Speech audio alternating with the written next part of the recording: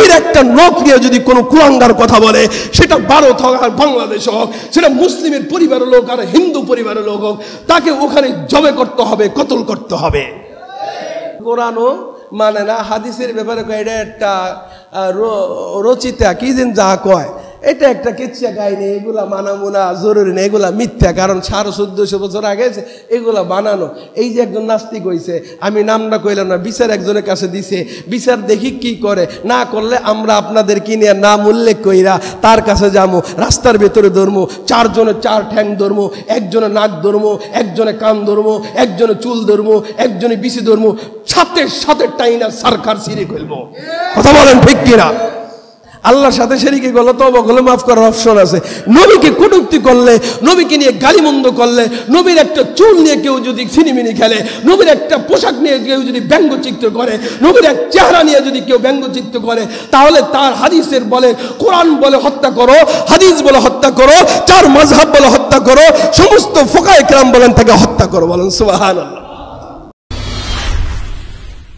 আমার নবীকে যে গালি দেয়, নবীর হাদিস মান সাব্বা নবিয়ান ফাকুতুলুহু, ভারতের যেই বোম্বাই শহরের ভেতরে যেই রামগিরি পণ্ডিত আমার নবীজিকে কটূক্তি করেছে, গালি দিয়েছে, আমি আপনাদেরকে রেফারেন্স দিয়ে বলতে পারবো, 22টা ইমামের মাযহাবের রেফারেন্স দিয়ে বলতে পারবো তার শাস্তি কি হবে। 1 নম্বর হলো ইমাম শাহরানি তিনি বলেছেন যে নবীজিকে কটূক্তি করেছে তার একটাই শাস্তি হলো তাকে হত্যা করা ওয়াজিব। 2 নম্বর হাফিজ ইবনে হাজার আসকালানি শাফি তিনি বলেছেন তাকে হত্যা করা ওয়াজিব। 3 নম্বর আবু বকর আল ফারাইসি তিনি বলেছেন তাকে হত্যা করা ওয়াজিব। 4 নম্বর ইমাম বলেছেন ইমাম কাফফাল তাকে হত্যা করা ওয়াজিব। 5 নম্বরে যে নবীকে গালি দিবে ইমাম খাত্তাল বলেন তাকে হত্যা করা ওয়াজিব।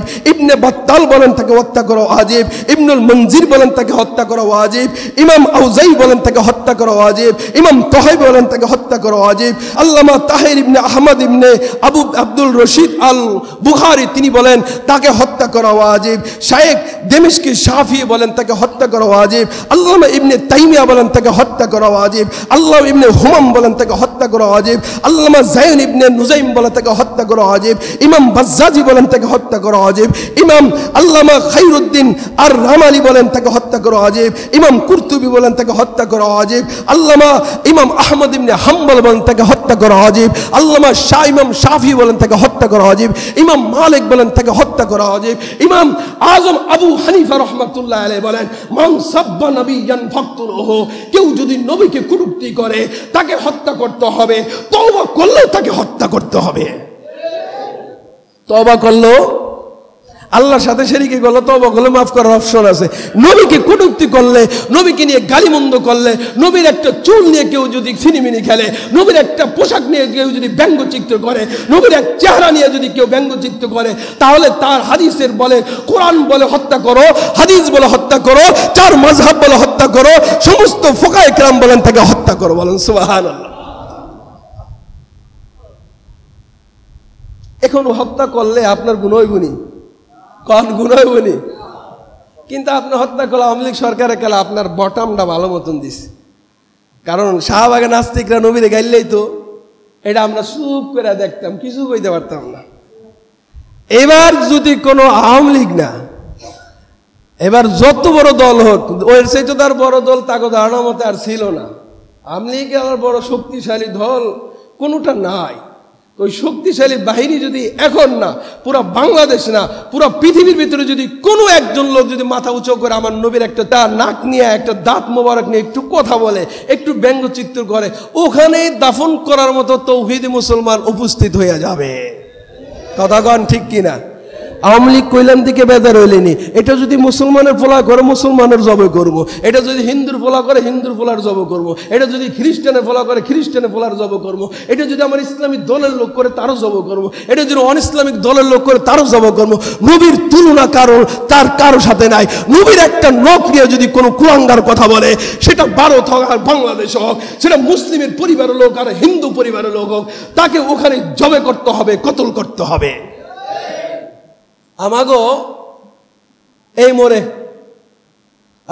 নতুন স্থানে এক পোলা আছে, আমার কাছে নিউজ আছে, নবী কোরআনও মানে না, হাদিসের ব্যাপারে এটা একটা রচিতা কি যেন যা কয়, এটা একটা কিচ্ছা কাহিনী, এগুলা মানাবো না, জরুরি না, এগুলা মিথ্যা। কারণ 1400 বছর আগে এগুলা বানানো।